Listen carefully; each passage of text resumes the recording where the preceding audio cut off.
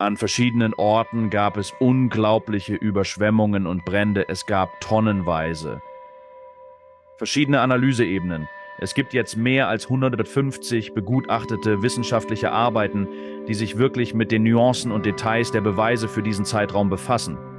Es hat viel mit der Analyse von Dingen wie Eiskernproben zu tun, bei denen wir in Orten wie der Antarktis, Grönland und Russland in das Eis bohren können, weil sich jedes Jahr, wenn der Schnee fällt, zu Eis verdichtet und Daten über Dinge wie Sauerstoffisotope enthält. Wir können Temperaturen und Partikelmaterie untersuchen und wir werden sehr gut darin, diese Kerne herauszubohren, die in einigen Fällen Hunderttausende von Jahren zurückreichen.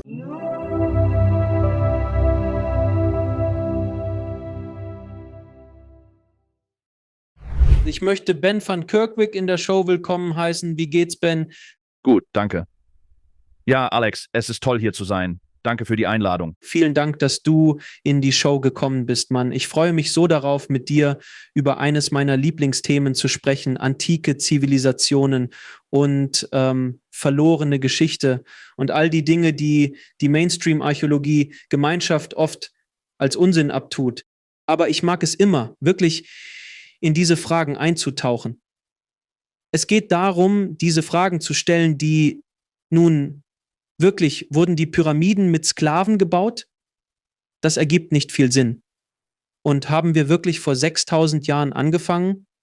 Nun, da gibt es dieses Ding namens Göbekli Tepe, das in den 1940er Jahren entdeckt wurde, um Himmels Willen.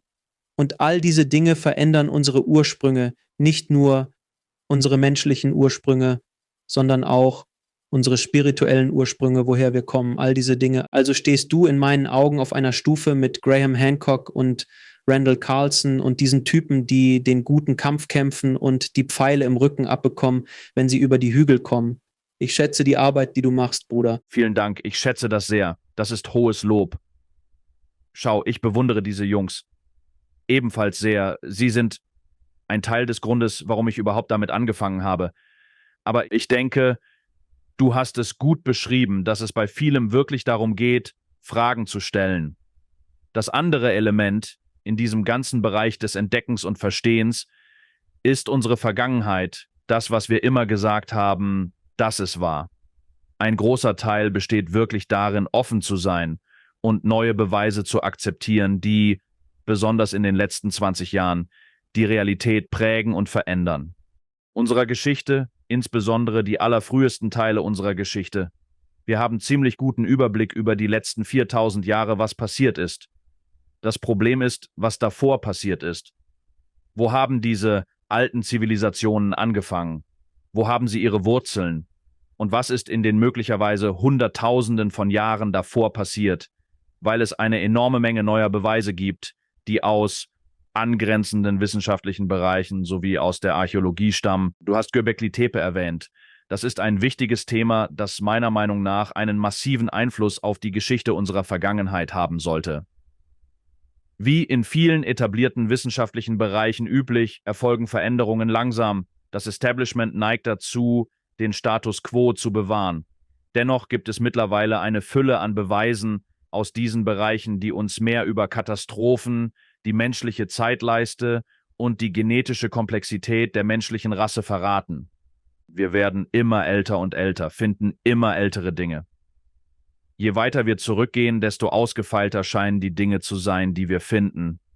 In vielen Fällen trifft das auf das zu, was man in Südamerika sieht. Es trifft auf das zu, was man in Ägypten sieht, solche Dinge. Und ich denke, wir sind an dem Punkt, an dem es Zeit ist, diese allerersten Teile der Geschichte unserer Zivilisation und unserer Rasse auf diesem Planet. Nun, ich habe mit vielen Leuten in der Show über den großen Wandel im menschlichen Bewusstsein gesprochen, bei dem wir alle mehr erwachen zu dem, was ist, zu dem, was wir wirklich sind. Die Informationen und Fragen, die auftauchen, werden immer breiter und offener, als es vor 10, 15 oder 20 Jahren der Fall gewesen wäre.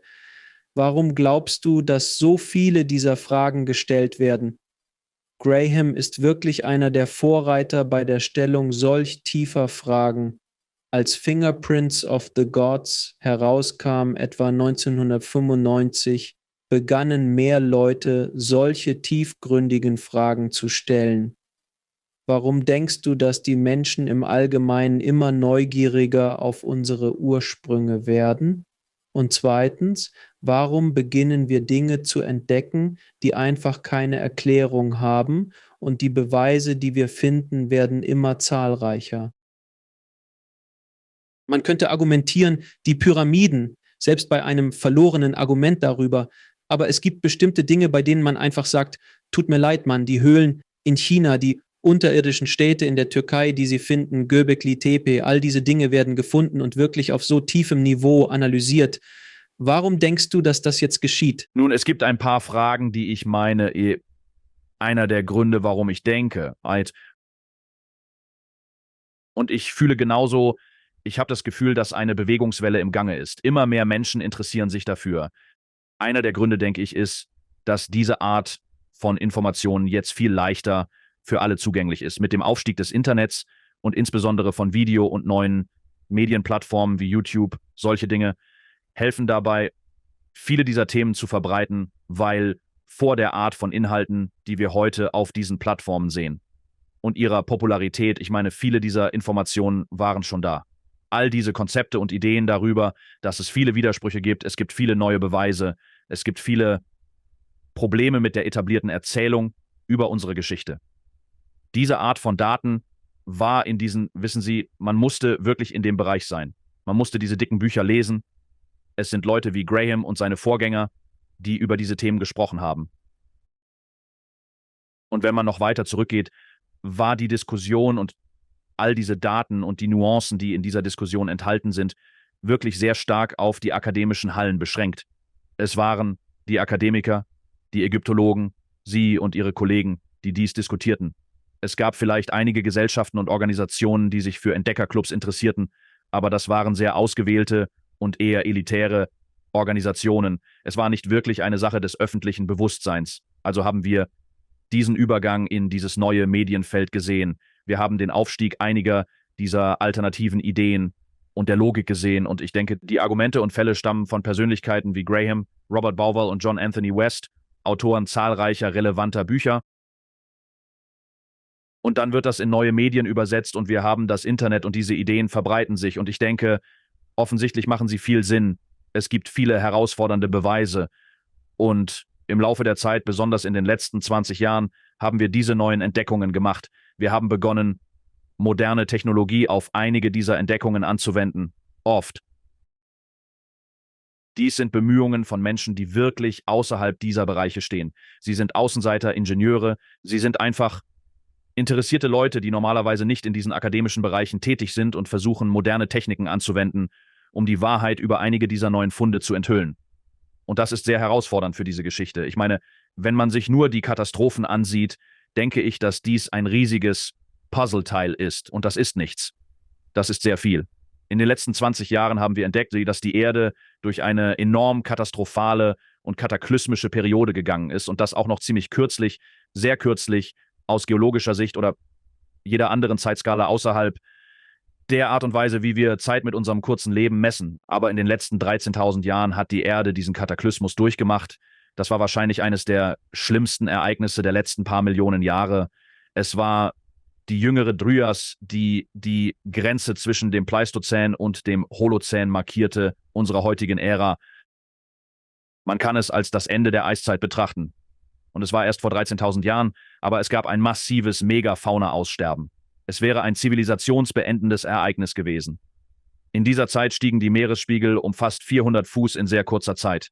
Es war einfach ein katastrophales Ereignis, das höchstwahrscheinlich durch eine Reihe von kosmischen Einschlägen und Luftdetonationen, insbesondere über der nördlichen Hemisphäre, verursacht wurde, und es hätte die Zivilisation beendet. So, wenn man sich solche Ereignisse ansieht, die jetzt durch moderne Wissenschaft und neue Wissenschaften enthüllt werden, nicht in der Archäologie, sondern in anderen Disziplinen wie Paläoklimatologie, Eiskernforschung und so weiter, all diese verschiedenen Wissenschaften tragen zu diesem Wissen bei. Es sollte einen enormen Einfluss auf die Geschichte haben, denn nicht nur gab es ein Megafauna-Aussterbeereignis, bei dem die Megafauna, es hätte jede Zivilisation, die zu dieser Zeit existierte, beendet. Es korrespondiert tatsächlich mit fast jeder einzelnen alten Ursprungsgeschichte, sogar unserer eigenen modernen Religionen und unserer Ursprungsgeschichten und diesen Erzählungen, die über Generationen und Generationen weitergegeben werden und oft nur Neuauflagen und Neuinterpretationen älterer Geschichten sind, die von älteren Zivilisationen stammen, wie die Flutgeschichte, die Noah-Flutgeschichte, die oft bekanntlich von den Sumerern und dem Epos von Gilgamesch stammt, eine Flutgeschichte. Aber man kann sich keine alte kulturelle Religion und ihre Ursprungsgeschichten ansehen, ohne zu finden, dass es einfach nicht so ist. Man wird immer eine große Flutgeschichte oder eine große Feuergeschichte finden. Und diese Idee, dass die Menschheit durch irgendeine riesige Katastrophe beendet wurde und es gab Menschen, die davor lebten, aber wir durchliefen diese Katastrophe und dann waren wir gezwungen, wieder von vorne anzufangen. Und ich denke, es gibt jetzt ein Körnchen Wahrheit darin, das durch viele dieser modernen Wissenschaften enthüllt wird. Aus unklaren Gründen wurde es bisher von der modernen Archäologie und den Geschichtswissenschaftlern an Universitäten nicht weitgehend anerkannt. Doch ich glaube, dass es nur eine Frage der Zeit ist. Aber auch die andere Sache ist, dass wenn die Leute denken, wie alle Kometen uns getroffen haben und es ein Zivilisationskiller war, war es nicht. Die jüngere Dryas. Wiederum nach meinem rudimentären Verständnis. Es war ein riesiges Ereignis, das viele Menschen auslöschte, doch nicht die gesamte Menschheit. Jetzt haben wir überlebt. Ja, das ist der Punkt. Anders als bei den Dinosauriern, das war ein Planetenkiller. Was auch immer ihnen passiert ist, zu diesem Zeitpunkt, das war was. Ich habe vergessen, wie viele. Vor 65 Millionen Jahren. Das war ein ganz anderes Gespräch, wo es wirklich den ganzen Planeten übernahm und fast alles starb. Ja. Es gibt unterschiedliche Ausmaße von Aussterbeereignissen. Die KT-Grenze wird oft mit den Dinosauriern in Verbindung gebracht und es ist das Ereignis, an das die meisten denken, wenn sie an Aussterbeereignisse denken. Zweifellos war das ein viel größeres Ereignis als das jüngere Dryas.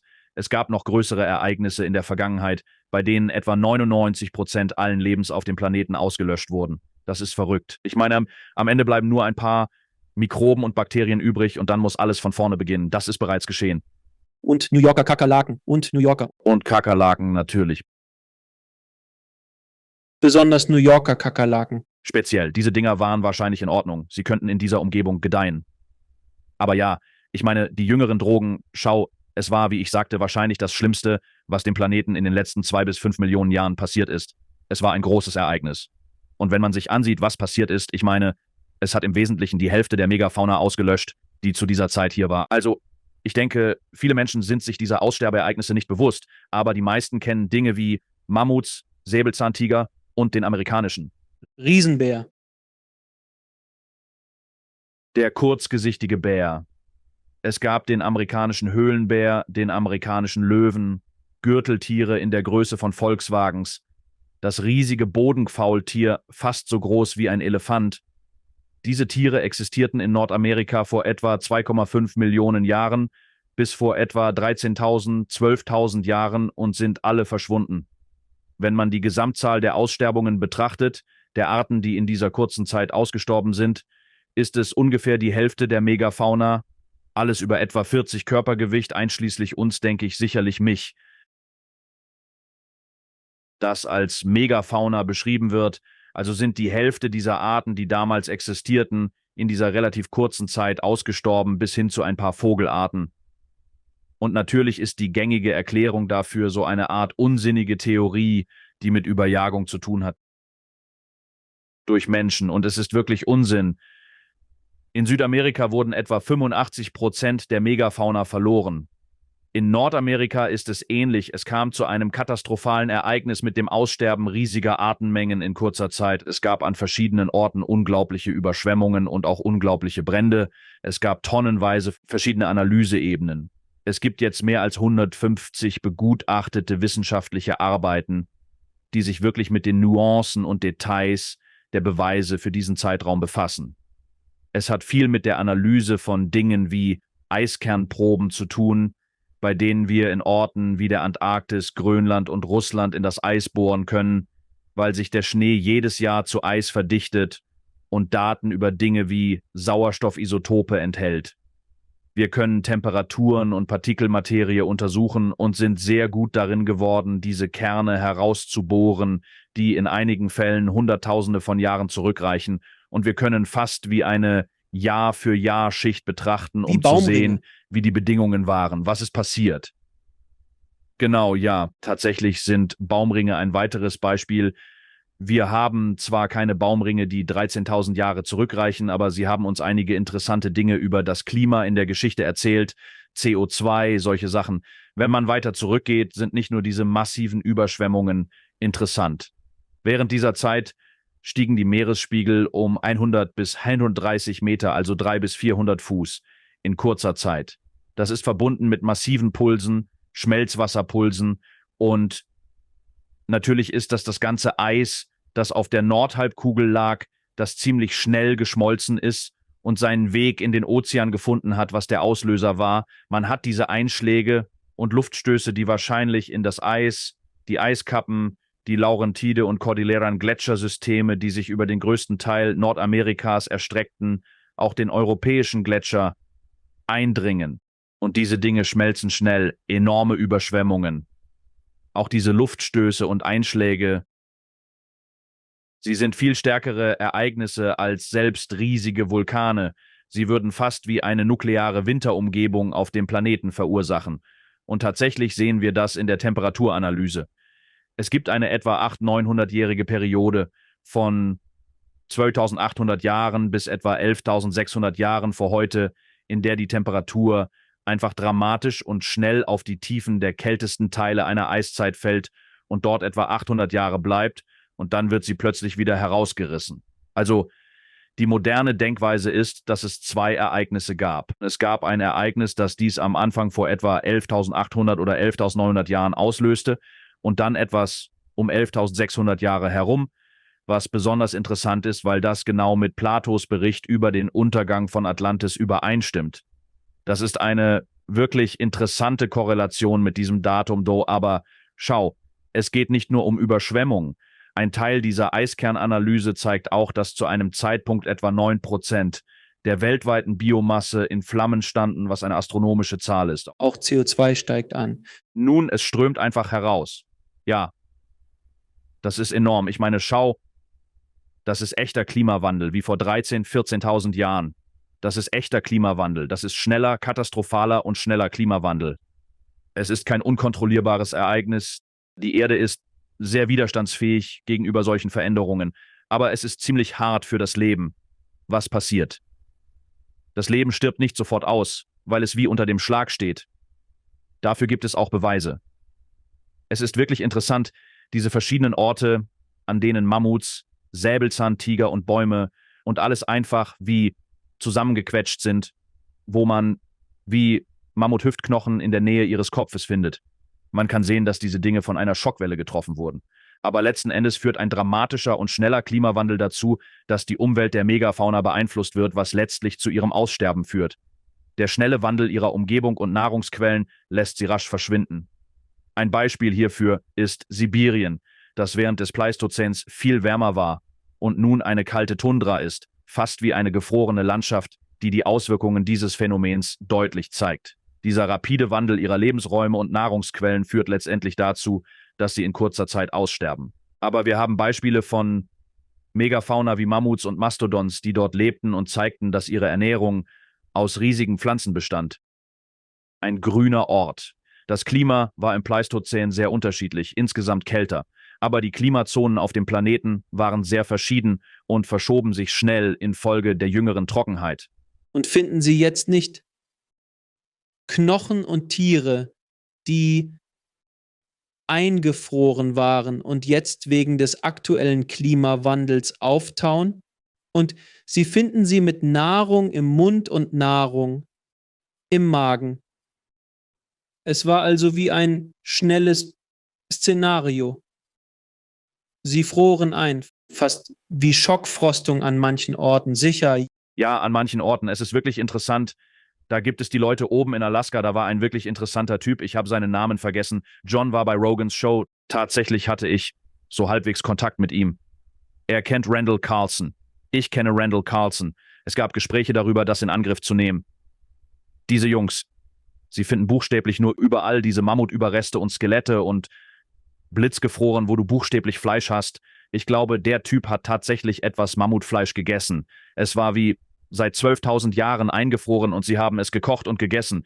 An einem Punkt dachte ich, heilige Scheiße, das ist mutig. Ich wollte sagen, das ist keine kluge Situation. Nein, das macht man tatsächlich in Alaska. Aber ja, es gibt Beispiele, bei denen man hat diese Tiere, die fast intakt sind, wie Babymammuts mit Nahrung im Magen. Ich meine, und sogar Nahrung im Mund. Also, sie wurden sehr schnell getötet und dann auch sehr schnell eingefroren. Also stelle ich mir vor, dass es einige Szenarien und Ergebnisse davon gibt.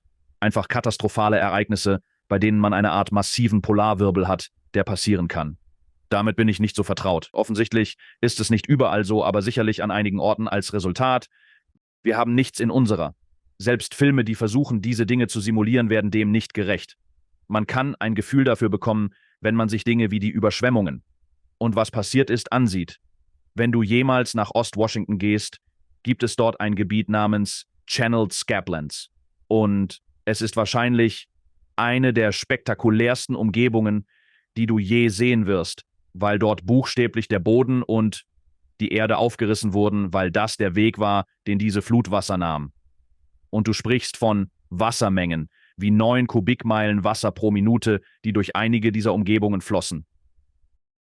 Um es so zu sagen, es sind etwa 100 Mal das Volumen aller Flüsse auf der Erde, die gerade fließen. Wie all das fließende Wasser auf der Erde jetzt, sprechen wir von 100 Mal dem Volumen davon, bei den Spitzenabflussraten einiger dieser Fluten.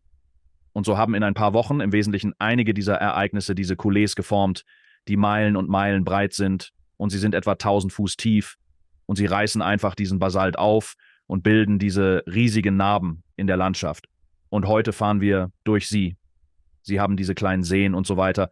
Es ist alles ein Erholungsgebiet, Golfplätze, eine super spektakuläre Umgebung. Aber wenn man es im Kontext betrachtet, wie hat sich das gebildet und wann hat es sich gebildet und wie schnell ist das passiert, steht man einfach nur da und denkt, das ist etwas anderes. Es war katastrophal und wir haben so etwas noch nie erlebt, zumindest nicht in unserer modernen Erinnerung. Also mit den jetzt entdeckten Städten, Ihrer Meinung nach gibt es derzeit archäologische Stätten, die wir ausgegraben haben, die vor der jüngeren Dryas existierten? Ja, sicher. Ich denke, Göbekli Tepe in der Türkei ist wohl das beste Beispiel dafür, dass einiges aus der Zeit des jüngeren Dryas stammt. Die Radiokarbondatierung setzt diese Stätten genau in diese Zeit. Interessanterweise sind Karahan Tepe und andere Stätten in der Türkei sogar älter als Göbekli Tepe. Was Göbekli Tepe auch faszinierend macht, ist, dass die Brüder des Serpent Podcasts, gute Freunde von mir, kürzlich ein detailliertes YouTube-Video veröffentlicht haben, das zeigt, wie die Datierung dort durchgeführt wurde. Die Leute wissen irgendwie, dass Göbekli Tepe radiokarbondatiert ist und aus dieser Zeit stammt. 11.000 Jahre vor, 9.000 bis 10.000 v. Chr. Interessant ist die Datierung dort, die auf Materialien basiert, die in den groben Mauern um die klassischen T-förmigen Säulen, diese großen Megalithen, gefunden wurden. Beim Betrachten der Städte scheint es, dass die Mauern errichtet wurden, um die Städte zu reparieren und einige der T-förmigen Säulen einzuschließen. Sie bedecken tatsächlich Merkmale der T-förmigen Säulen, fast wie eine Restaurierung und Schutzmaßnahme für etwas, das zuvor existierte. Die gesamten Datierungsdaten stammen aus diesem sehr groben und primitiven Material. Die Kopfsteinpflastermauer, die um diese Gehege gebaut ist, weist einen völlig anderen Stil auf als die T-Pfeiler und die megalithische Arbeit. Dies könnte darauf hindeuten, dass diese Bauphase später erfolgte. Die ursprünglichen Gehege und die aufwendigere Arbeit, wie die 20 Fuß hohen Megalithen, wurden zuvor errichtet und verfielen im Laufe der Zeit. Während der jüngeren Dryas-Periode könnten neolithische oder sogar mesolithische Gruppen diese Stätten restauriert haben. Einige Mauern, die um die T-Pfeiler herum gebaut sind, enthalten tatsächlich gebrochene Stücke der T-Pfeiler als Baumaterial. Es scheint, dass die T-Pfeiler bereits zuvor gebrochen und umgefallen waren. Dies deutet darauf hin, dass die T-Pfeiler und die ursprünglichen Gehege zu einer unbekannten Zeit vorher errichtet wurden und wahrscheinlich verfielen, bevor sie restauriert wurden. Und dann, Weil sie es nicht wieder zusammenfügen konnten, nahmen sie diesen Steinbrocken und setzten ihn in die Mauer, als sie bauten. Ja, die Leute denken. Es ist eine alte Stätte, aber es scheint, als könnte sie viel älter sein. Wir wissen es wirklich nicht. Ich denke, es ist ein ähnlicher Fall für Orte wie Ägypten. Ich glaube, dass einige dieser Orte, die wir heute der dynastischen ägyptischen Zivilisation zuschreiben, Orte wie, weißt du, Dashur, ich denke, es gibt eine gute Chance, dass Elemente dieser Infrastruktur während des jüngeren Dryas oder sogar früher existierten und später in die dynastische ägyptische Kultur integriert wurden, wie wir sie kennen. Glaubst du, dass die Pyramiden selbst geplündert wurden, um andere Dinge im Laufe der Geschichte zu bauen? Sagen wir, dass Elemente von den großen Pyramiden, allen drei, genommen wurden. Aber um ehrlich zu sein, wenn du auf so etwas stößt und primitiv bist, gibt es nur so viel, was du tun kannst. Du kannst diese Dinge nicht bewegen, nicht heben, nicht bearbeiten. Das ist, denke ich, einer der Gründe, warum sie noch in dem Zustand sind, in dem sie sind, weil es einfach so massiv war. Wie groß sind diese Blöcke? Nun, ich meine, 2 Millionen. Es gibt sicherlich größere Materialblöcke. Wenn man die große Pyramide als Beispiel nimmt, sind das etwa 6 Millionen Tonnen Kalkstein darin und 2,5 bis 3 Millionen Blöcke. Die durchschnittliche Blockgröße beträgt etwa 2 bis 3 Tonnen, so in etwa. Das ist eine Menge. Ja, das ist eine Menge. Aber es gibt offensichtlich viel größere Steine. Es gibt einzelne Granitsteine von 70, 80 Tonnen und Dutzende davon, die die zentrale Granitstruktur innerhalb der Pyramide bilden. Und das muss man messen. Das ist auch etwa 150 Fuß über dem Boden. Es gibt Dutzende dieser massiven Granitquader und Balken, 70, 80 Tonnen pro Stück. Es gibt Fundamentplatten rundherum. Die Leute oft. Ich liebe es, Leute nach Gizeh zu bringen, weil die Leute gehen dorthin und schauen zur Pyramide hoch.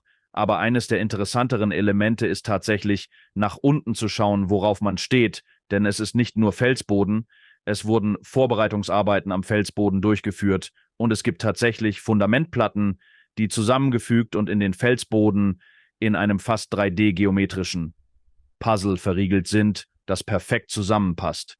Einige dieser Steine, über 200 Tonnen schwer, sind einteilig und extrem präzise geformt und platziert. Ich arbeite an einem Video über den größten einteiligen Stein in Gizeh, der kürzlich entdeckt wurde und etwa 450 Tonnen wiegt. Es ist verrückt zu denken, dass jemand das gemacht hat. Aber ja.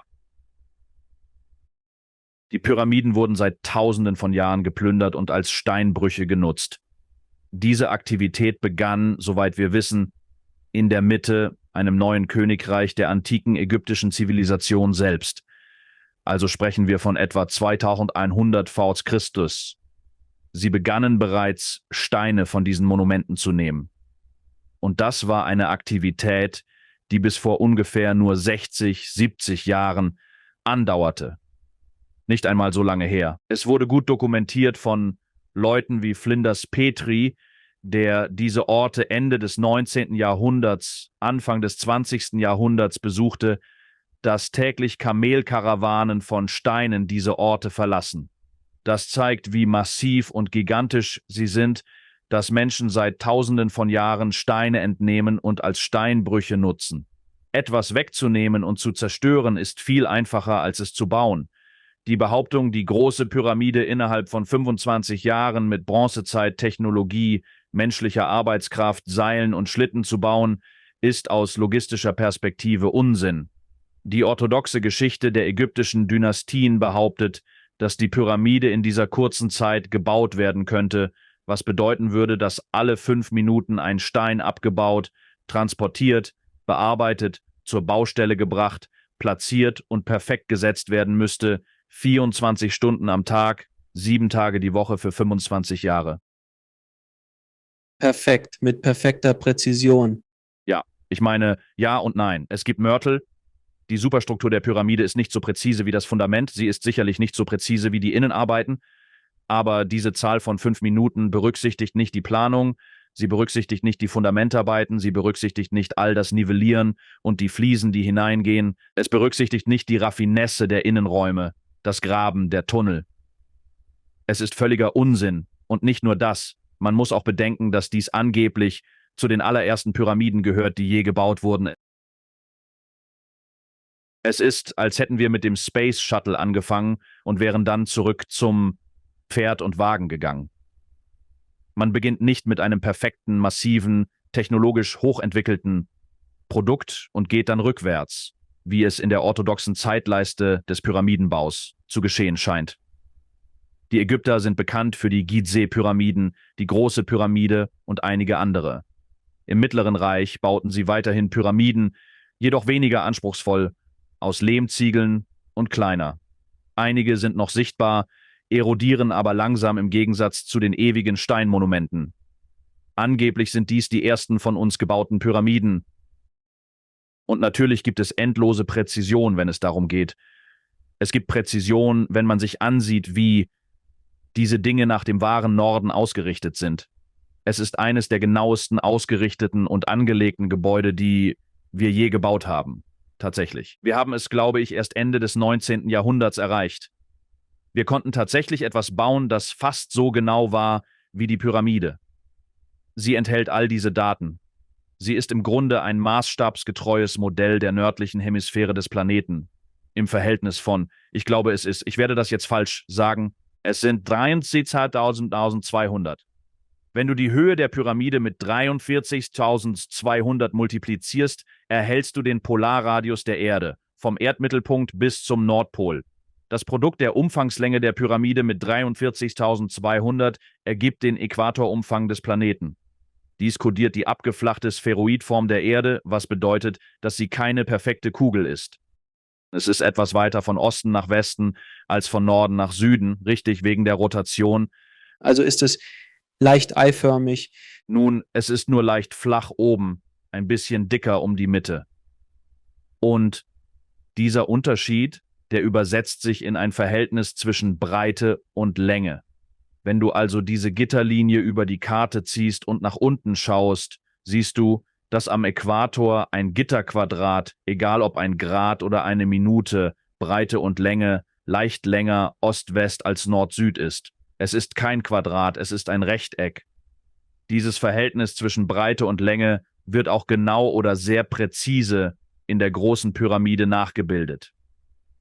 Sie steht auf etwas, das Sockel genannt wird, eine Plattform, die einen Kubit breit und hoch ist. Also es ist wie diese kleine Kante, auf der es sitzt und herausragt. Es gibt dir zwei Möglichkeiten, die Umfangslänge zu messen. Du kannst die Umfangslänge der Pyramide oder des Sockels messen. Wenn du das Verhältnis dieser Längen vergleichst, ist es dasselbe wie Breite zu Länge auf dem Planeten.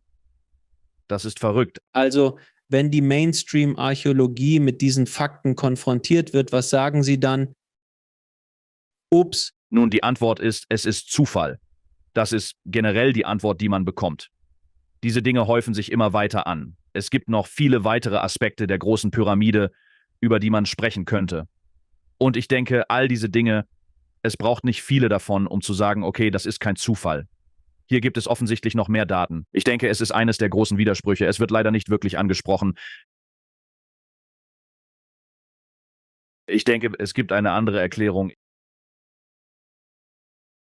Ich habe großen Respekt vor den dynastischen Ägyptern für ihre beeindruckende Leistung. Sie waren eine äußerst fähige Zivilisation, die über einen Zeitraum von 3000 Jahren existierte. Eine der größten Zivilisationen, die jemals auf diesem Planeten existierten. Trotz ihrer Fähigkeiten konnten sie einige der ihnen zugeschriebenen Errungenschaften nicht realisieren. Insbesondere während des Alten Reiches und in früheren Epochen waren sie eine vergleichsweise primitive Bronzezeitkultur, die das Rad nicht nutzte. Keine Metalle außer Bronze, buchstäblich Bronze und Kupfer, kein Stahl, kein Eisen, kein Lepsone ohne Verwendung des Rades. Es gibt keine Flaschenzüge, keine Kraftverstärker, keine fortschrittlichen Werkzeuge, keine Töpferscheibe, keine Drehbank, nichts. Doch wir besitzen erstaunliche Artefakte und Architekturen aus jener Zeit, die all diese Raffinesse und kodierten Daten zeigen. Und bisher hat niemand bewiesen, dass man diese Dinge tatsächlich replizieren kann, mit diesen primitiven Baumethoden. Noch haben wir Beweise dafür, dass die Ägypter die Daten hatten, die in diesen Artefakten verschlüsselt zu sein scheinen. Also bleiben, denke ich, zwei Optionen übrig und Man könnte Stunden damit verbringen, über diese Dinge zu sprechen, das Gewicht der Beweise, die dies nahelegen. Aber letztendlich bleiben zwei Optionen. Eine ist, wir müssen drastisch neu bewerten, wozu die dynastischen Ägypter fähig waren. Ich denke, das ist bei weitem die unwahrscheinlichste Option. Es gibt keine Beweise dafür, dass sie fortschrittliche Werkzeuge oder Wissen hatten. Wir wissen, was sie wussten. Sie dokumentierten ihre Taten und malten Szenen an die Wände, die ihre Vorgehensweisen zeigten. Ihre Werkzeuge, sehr primitiv, wurden gefunden. Eine andere Option, die ich für die besten Beweise halte, ist, dass der zivilisatorische Weg viel länger ist. Es gab mehr Höhen und Tiefen, mehr Kataklysmen und möglicherweise existierte in der Vergangenheit eine fortschrittlichere Zivilisation, die für dieses Wissen verantwortlich war und diese Projekte möglicherweise initiierte, auch wenn sie nicht abschloss. Und dass wahrscheinlich viele der Dinge hergestellt wurden, die die Ägypter später übernahmen und über einen Zeitraum von Tausenden von Jahren in ihre eigene Kultur integrierten. Und diese ursprüngliche Zivilisation, diese Vorläuferzivilisation war wahrscheinlich eine, die den Globus umspannte, die hochfähig war, weil wir Beweise dafür in der Türkei, im Libanon, in Südamerika, auf der Osterinsel, möglicherweise in China sehen. Überall auf der Welt gibt es diese ähnlichen Stile des megalithischen Bauens. Es gibt eine Pyramidenbaukultur. Es gibt die Werke von Leuten wie Georgia, von Deschund und Desantilla, die Hamlet's Mill geschrieben haben, die zeigen, dass astronomisches Wissen in all diesen Kulturen auf der ganzen Welt kodiert ist, das ein Wissensset widerspiegelt, das diese Kulturen nicht hatten. Aber es zeigt ihnen Dinge wie die Präzession der Tag- und Nachtgleichen und die komplexen Bewegungen des Himmels. Und all das deutet auf die Idee hin, dass es vielleicht eine Vorgängerkultur gab, die für dieses anfängliche Wissen verantwortlich war, das sich dann über die Zeit und Distanz verbreitete und in all diesen anderen Kulturen endete. Es gibt so viele Beweise dafür, denke ich. Und natürlich die Geschichte von Atlantis bei Platon, solche Dinge. Also denke ich, dass das weitaus wahrscheinlichere Szenario ist. Ich denke, das ist das, was die Beweise am besten unterstützen. Und es ist ein Kampf, die Mainstream-Akademiker dazu zu bringen, die Vergangenheit mit etwas offenerem Geist zu betrachten. Denn ich denke, wenn wir das täten und wir diese Stätten untersuchten und diese Artefakte analysierten und unsere eigene Technologie nutzten, könnten wir wahrscheinlich etwas lernen. Wir würden wahrscheinlich diese Türen öffnen, um mehr über unsere Ursprünge und die Geschichte der Zivilisation zu lernen. Glaubst du, dass, wenn man anfängt, das Wort zu hören, oh, es gab eine fortschrittliche Zivilisation in der Vergangenheit, zunächst einmal erlaubt das Ego des heutigen Menschen oder des heutigen Menschen das nicht, weil das ist das eine, worin du mir wahrscheinlich zustimmen würdest. Zu jedem Zeitpunkt in der Geschichte dachte der Mensch immer, dass er alles herausgefunden hat. Jedes Jahr, das vergeht, denken sie nur, nein, es ist Zeus. So ist es. Es ist das. Es ist der Gott Ra, all diese Dinge. Also ich denke, das ist wahrscheinlich einer der Gründe, warum wir es nicht begreifen können. Aber auch, ich denke, wir betrachten die Vergangenheit durch die Linse unserer heutigen Technologie. Die alten Zivilisationen, von denen du sprichst, könnten auf eine Weise fortschrittlich gewesen sein, die wir nicht wirklich verstehen können, weil es eine andere Art von Technologie ist, als die wir derzeit verwenden. Ja, absolut. Tatsächlich spreche ich ziemlich oft darüber. Es ist ein schwieriges Konzept zu verstehen, wenn man vorher nicht viel darüber nachgedacht hat, aber ich denke, das ist genau richtig. Man muss sich nur die letzten 30, 40 Jahre unserer eigenen technologischen Entwicklung ansehen, den Aufstieg des Internets, den Aufstieg der Geräte und denken, okay, also wenn man in der Zeit zurückgeht, muss man nur 30 oder 40 Jahre zurückgehen zu unserer Lebenszeit. In unserer Lebenszeit, ja, in unserer Lebenszeit. Für Menschen, die keine Ahnung haben, wie ein Handy aussieht, ein modernes Smartphone, Internet, Touchscreen, Internet, all diese Dinge. Das sind neue Konzepte. Ich illustriere es gerne, indem ich sage, ja, man muss nicht in die Höhle zurückgehen, aber sagen wir, man nimmt das mit in die neolithische Zeit oder zu Höhlenmenschen, geschweige denn in die viktorianische Ära oder sogar vor 100 Jahren und zeigt das Telefon jemandem. Sie werden es ansehen und sagen, nun, es ist wie ein glänzendes Stück Glas oder so etwas, das zerbricht. Wenn du es zerbrichst, ist es ausgeschaltet. Es macht dann nichts mehr. Du hast keinen Kontext, um zu verstehen, was es ist. Aber du und ich könnten keines bauen. Aber wir wissen, wie es funktioniert. Wir wissen, was es ist, weil wir den Kontext haben.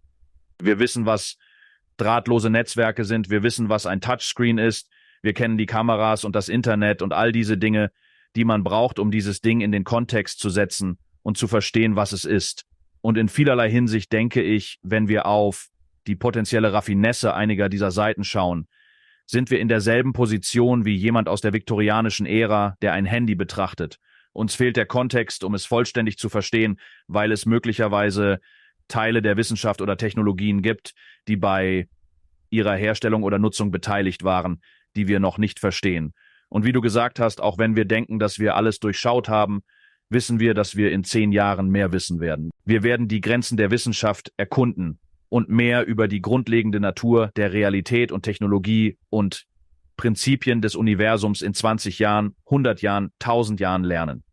Das bedeutet also, dass es wahrscheinlich riesige Bereiche der Technologie und Wissenschaft gibt, die derzeit außerhalb unserer Perspektive liegen, und es ist sehr verlockend. Viele Menschen betrachten die Vergangenheit durch die Linse unseres aktuellen Verständnisses von Technologie. Es scheint, als ob wir die überlegene Version des Menschen sind, die je existiert hat, oder?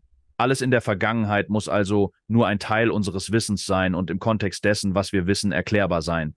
Ich denke jedoch, dass wir viel offener für die Möglichkeiten sein müssen, was in der Vergangenheit geschah, und die Möglichkeit in Betracht ziehen sollten, dass einige Antworten außerhalb unserer aktuellen Perspektive und unseres aktuellen Wissens liegen könnten. Und deshalb denke ich, dass wir sie wirklich untersuchen sollten. Mit dieser Möglichkeit im Hinterkopf könnten wir tatsächlich etwas lernen, wenn wir uns anstrengen und unsere Technologie anwenden. Das zeigt sich gerade bei einigen Arbeiten dieses Jahres, an denen ich bei der tiefgehenden Analyse vordynastischer Granitvasen beteiligt war. Diese Vasen offenbaren eine Raffinesse, Bearbeitung und Präzision, die weltweit bewundernswert sind. Es ist unwahrscheinlich, dass sie von Hand gefertigt wurden, und sie bieten interessante Einblicke in ihre Funktion und Herstellung. Durch unsere Offenheit, solche Dinge zu untersuchen, lernen wir und entdecken neue Möglichkeiten. Und das habe ich auch in Ägypten gesehen, wo es Steinbrüche gibt, in denen Obelisken zurückgelassen wurden. Unvollendet, wenn man so will. Sie wurden angefangen herauszumeißeln und sogar wie Hieroglyphen waren darauf, aber sie werden fast aus dem Boden herausgeschöpft mit ihren Schaufelspuren. Und die Leute fragen sich, wie machen die das? Und es gibt sogar Schnitte wie ein Laserschnitt oder eine Art Säge, die durchgeschnitten hat und dann gestoppt hat und dann wie, ups, einen schlechten Schnitt gemacht, zurückgegangen, und das konnte man sehen. Wie arbeitet man mit einigen der härtesten, dichtesten Materialien auf dem Planeten? Härte. Ja, genau, so hart. Nicht härter als Diamanten, aber fast so hart wie Diamanten. Es ist verrückt. Ja, also das ist eines der interessanten Dinge an vielen Artefakten, besonders in Ägypten, obwohl das auch für Südamerika gilt, dass sie ja einige der schwierigsten Steine verwendet haben, die am schwersten zu bearbeiten sind, wenn man so will, die verfügbar sind. Ich meine, auf der Mohs-Skala der Härte. Deine Fingernägel sind etwa bei 2,5 und Kupfer ist etwa bei 3,5, Eisen bei 4,5, Stahl bei 5, 5,5. Es gibt Steine, die im Bereich von 6, 7, 8, 9 liegen, die verwendet werden und scheinbar kein Problem bei der Bearbeitung darstellen. Diamanten sind 10. Diamant ist so ziemlich das härteste Material, obwohl ich glaube, dass heutzutage vielleicht etwas synthetisiert wurde, das härter als Diamant ist. Ich weiß es nicht. Aber ja, es gibt alle möglichen Beweise. Es gibt Bearbeitungsspuren, wie du gesagt hast. Es gibt Sägeschnitte, es gibt Röhrenbohrer. Es gibt Hinweise auf sehr fortschrittliche Bearbeitungsformen, die wurde nie durch eine Handmethode repliziert, die angeblich all diese Dinge bewirken sollte. In den Steinbrüchen gibt es Schaufelspuren, was wirklich interessant ist. Ich habe eine ausführliche Untersuchung und einige Videos auf meinem Kanal.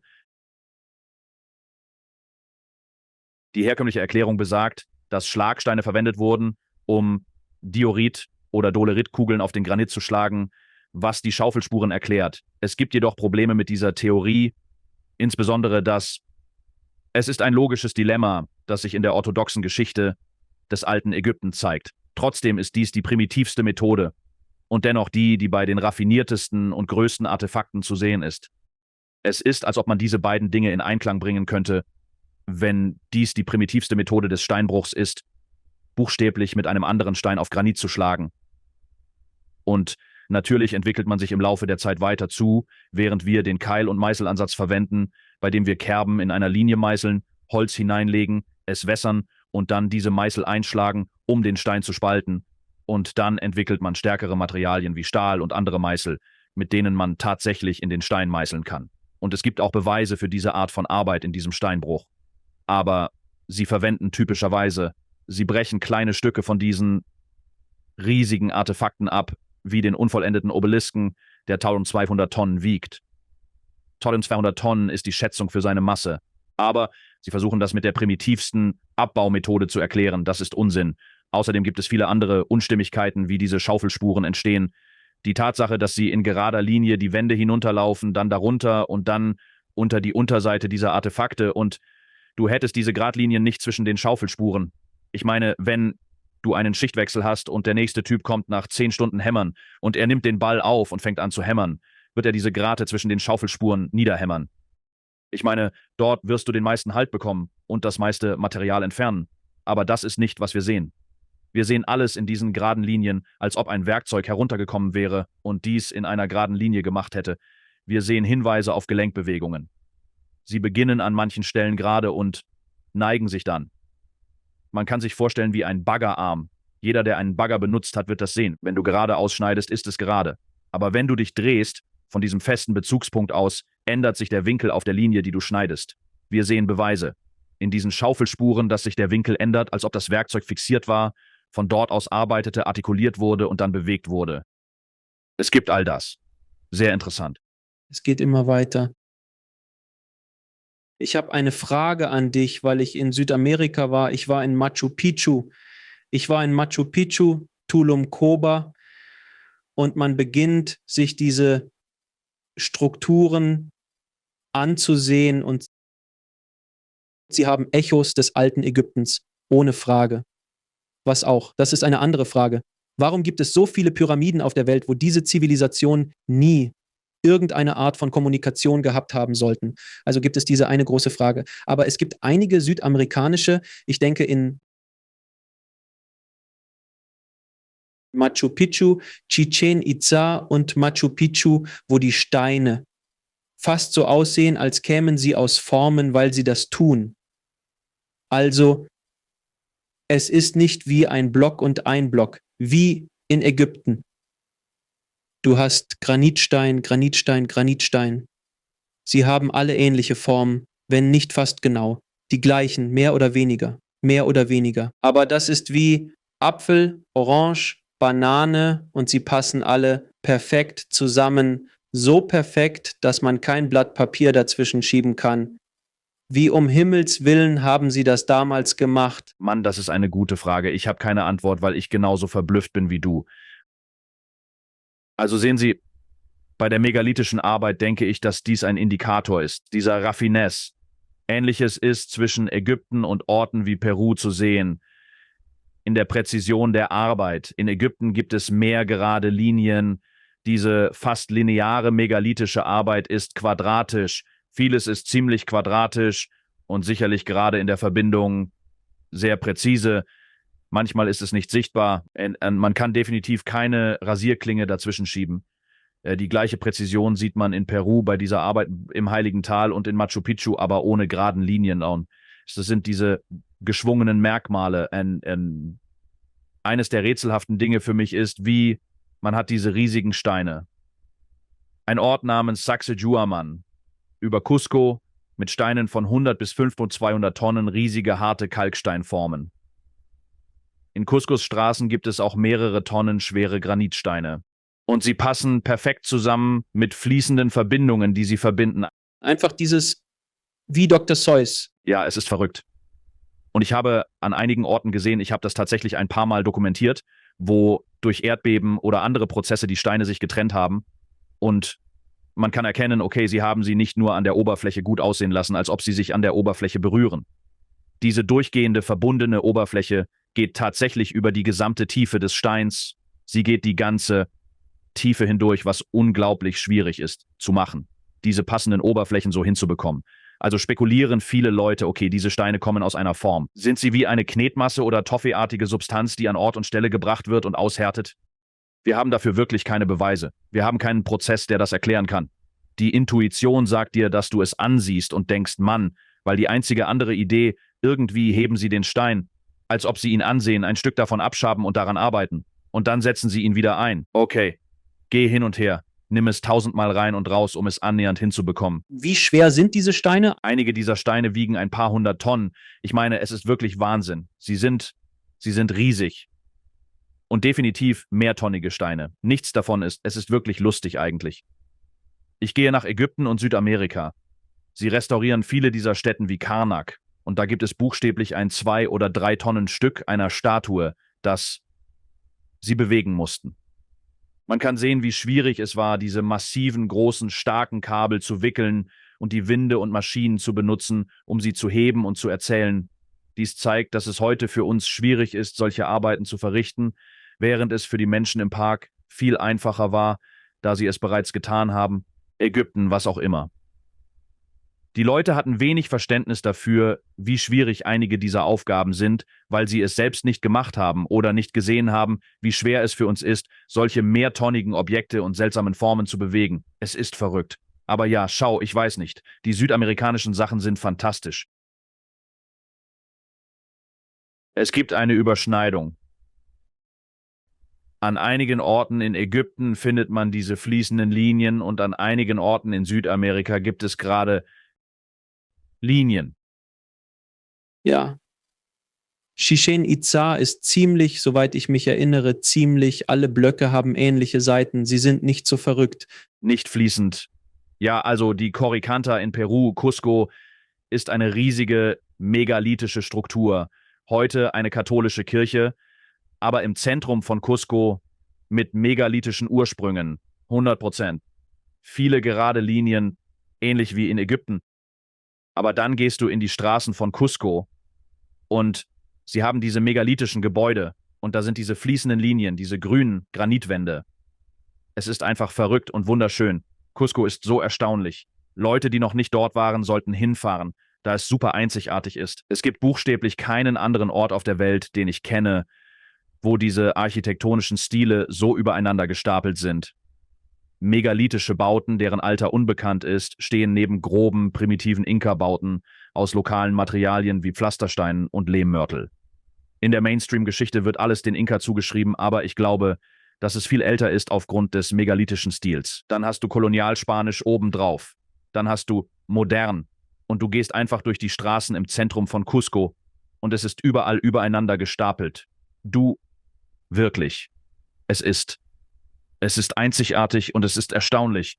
Haben Sie schon von Coral Castle gehört? Ja, habe ich. Warst du schon mal bei Coral Castle?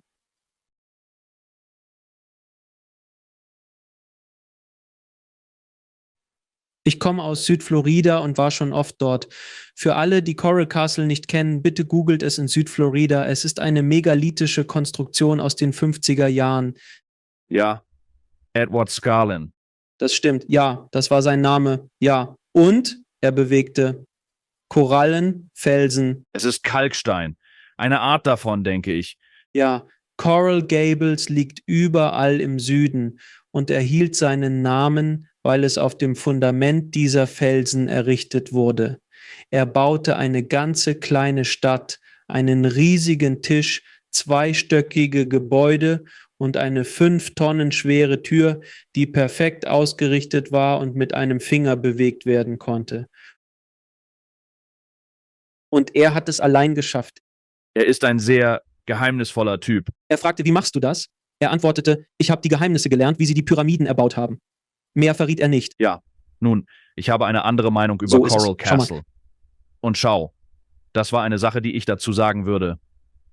Laith Scarlin war ein Genie auf diesem Gebiet und es war sein Lebenswerk, offensichtlich seine Leidenschaft. Und es ist eine enorme Leistung, egal wie man es betrachtet. Aber es gibt Aufnahmen, die, glaube ich, in den letzten Jahren aufgetaucht sind, die ich gesehen habe von ihm, wie er Flaschenzüge und massive A-Rahmen können problemlos die Gewichte heben, von denen wir sprechen. Ich denke nicht, dass es so mysteriös ist, wie manche es darstellen. Das ist alles, was ich dazu sagen möchte. Ich will die Leistung nicht schmälern. Es ist eine unglaubliche Leistung. Aber ich denke nicht, dass es so ist, wie Leute Bilder seiner Werkstatt zeigen und denken, er habe irgendeine Art von magischer Tesla-Energie benutzt und all das andere Zeug. Ich glaube nicht, dass das der Fall ist. Ich denke, er war sehr engagiert, fleißig, geheimnisvoll und rätselhaft in seinen Antworten und Handlungen. Es gibt Aufnahmen, wie er moderne Materialien und Werkzeuge nutzt. Es ist eine Lebensarbeit, er ist sehr geschickt und ich möchte es irgendwann sehen. Bisher hatte ich keine Gelegenheit. Es ist eine ziemlich bemerkenswerte Meinung dazu. Es ist bemerkenswert, aber ich denke nicht, dass es so ernst ist, wie manche es darstellen. Richtig, da stimme ich dir zu. Wenn man dort ist und beginnt, sich die Dinge anzusehen, mag dein geschultes Auge es etwas anders betrachten als meines, aber ich war wohl schon ein halbes Dutzend Mal dort in meinem Leben und ich war wirklich beeindruckt. Man ist fasziniert, wenn man dort ist, aber wenn man die Konstruktion einiger Dinge sieht, die er gemacht hat, gibt es ein Schloss. Es gibt so etwas wie ein zweistöckiges Schloss, das er herausgeschnitzt oder umgestaltet hat. Jeder Hurricane, der Florida traf, bleibt hier. Ja, das macht nichts. Kategorie 6 Eigenschaften. Es ist egal. Es bleibt einfach da und denkt nicht darüber nach. Nun, Entschuldigung, das ist der Grund, warum die Leute fragen, warum haben sie nicht? Pyramiden bauen nur Dinge aus anderen Materialien. Ich sage, wenn du willst, dass etwas hält, mach es aus Stein. Harter Stein obendrein. Ein harter Stein, der sich in 5 Jahren nicht abnutzt. Ja, das ist das andere. Viele der Sachen, die wir heute bauen. Ich meine, wenn wir heute die Erde verlassen würden, wenn wir aus irgendeinem Grund heute die Erde verlassen würden, was haben wir? Vielleicht 1000 Jahre, bevor alles zu Staub zerfällt. Gib ihm ein paar tausend Jahre, das reicht. Die Natur wird es übernehmen. Vielleicht hast du die Sendung auf dem History Channel gesehen, in der Städte nach Jahrhunderten betrachtet wurden. Das Faszinierende war, dass der Hoover-Damm die längste Zeit halten wird, bevor er vergeht. Kürzlich war ich dort und dachte, wow, dieser Ort wird wohl als letztes den Strom verlieren. Es ist erstaunlich zu sehen, wie die Strukturen, die wir geschaffen haben, im Vergleich zur Natur bestehen bleiben. Wird Vegas sein wegen der Wasserkraft. Bis sie schließlich selbst Risse bekommen. Ohne Wartung werden sie irgendwann platzen. Aber die Maschine selbst, sie sagten, es würde Hunderte, wenn nicht lange dauern, bevor sie kaputt geht. Ja, interessant, oder? Ich liebe diese Theorie. Angenommen, es kommt zum Zivilisationsende und wir verschwinden, wie du gesagt hast. Metall und Städte, alles weg. Mit 1000, 2000, kein Problem. Nichts bleibt ohne Katalysator und ohne Katastrophe. Ohne Katastrophe. Angenommen, wir gehen einfach weg. Alle Menschen sind verschwunden. Ja, es ist vorbei. Und dann, ja, den Hoover-Damm. Ich meine Mount Rushmore. Das würde erodieren, aber Menschen könnten das in Tausenden von Jahren sehen und denken, weil es Granit ist. Sie schauen es an und denken, oh Mann, das sind die Götter oder die Götter in diesen Berg gemeißelt. Ich liebe diese Idee. Ja, der Hoover-Damm. Und dann, man hätte Spuren von Orten wie dem Panama-Kanal oder dem Suezkanal. Ja, es bleiben kleine Dinge. Es gibt ein riesiges Bauprojekt. Ich kann mir einen Streit in der Zukunft vorstellen. Stell dir vor. Also okay, wir gehen tausende Jahre in die Zukunft, eine andere Zivilisation entsteht und sie haben ihre Archäologen, die die Überreste unserer Zivilisation ausgraben. Es gibt wahrscheinlich viele im zukünftigen Äquivalent des Internets, die behaupten, dass diese Menschen fortschrittlich waren. Sie haben Dämme gebaut, einen Graben zwischen den Ozeanen gegraben und dann hast du die Mainstream-Archäologie, die sagt, das ist einfach natürlich das. Nein, die Beweise sind da. Schau, das ist eine gerade Linie zwischen diesen. Und dann schauen sie auf den Mount Rushmore und wirklich, man kann die Merkmale kaum erkennen, aber da ist etwas, das wie ein menschliches Gesicht aussieht. Offensichtlich ist das nicht natürlich. Nein, das ist es. Der Hoover-Damm war wie ein zeremonieller Raum, den sie bauten, um ihre Götter anzubeten, die Sterne zu betrachten und darauf zu stehen. Es war nicht technologisch und hatte keine Funktion, da sie einfache, primitive Menschen waren. Einfach. Aber was an diesem Gespräch gerade wirklich faszinierend ist, wenn man anfängt, durch die Linse zu schauen, wie eine andere Zivilisation unsere Zivilisation betrachten wird und über Dinge streiten wird, die für dich und mich einfach sind, wie, nein, das ist offensichtlich der Hoover-Damm, offensichtlich ist das ein Telefon, offensichtlich, weil wir den Kontext haben. Aber du bringst einen Eingeborenen aus dem Amazonas, der noch nie einen weißen Mann gesehen hat und wirfst ihn nach Vegas, dann wird er denken, was? Es ist im Grunde ein anderer Planet. Also darum. Wenn wir überleben, wie du sagst, haben wir eine zivilisationsbeendende Katastrophe. Wir werden in die Steinzeit zurückgeworfen, was meiner Meinung nach in der Vergangenheit mit uns passiert ist. Grant Hancock nennt uns eine Spezies mit Amnesie. Wir haben Echos der Vergangenheit durch Ursprungsgeschichten, Erzählungen, Mythen und Legenden. Sagen wir überleben, werden wir in einen Jäger- und Sammlerlebensstil zurückgeworfen. Innerhalb weniger Generationen werden Plasma-TVs und Handys zu Lagerfeuergeschichten. Die Leute könnten sich an schwarze Steine erinnern, Obsidian besorgen, polieren und formen. Und sie tanzen um das Feuer, versuchen es durch Zeremonien und Rituale zu aktivieren. Ich glaube, dass dies beim Blick auf das dynastische Ägypten eine große Rolle spielt. Sie haben solche Dinge geerbt und wahrscheinlich eine kulturelle Verbindung zur Vorgängerzivilisation. Sie erhielten viel von ihnen, Wissen und Informationen, konnten es jedoch nicht nutzen oder den Kontext verstehen. Also wurde alles zeremoniell. Diese Orte wurden zu zeremoniellen Stätten. Auf die gleiche Weise, wie wir in die Städte gehen würden, wenn wir Jäger und Sammler wären, all die Orte wie der Hoover-Damm, und anfangen, sie zu verehren. Und dann, wenn wir wachsen und die Könige und unsere Kriegsherren und unser Volk auftauchen, wie, ich werde meinen Namen darauf schreiben. Das gehört jetzt mir. Das ist mein Ort. Und mein Name steht jetzt darauf. Und deshalb habe ich es gemacht. Und tausende Jahre später würden wir es so betrachten und sagen, naja, der Name dieses Typen steht darauf. Er muss es gebaut haben. Es muss für ihn gemacht worden sein. Und genau das tun wir. Denn wir schauen uns die Ruinen, Megalithen und Statuen der Vergangenheit an. Wenn da der Name eines Typen draufsteht, dann hat er es bauen lassen. Ganz sicher, er hat es bauen lassen. So funktioniert die Ägyptologie. Das ist der Name. Und es gibt dort auch viele Widersprüche.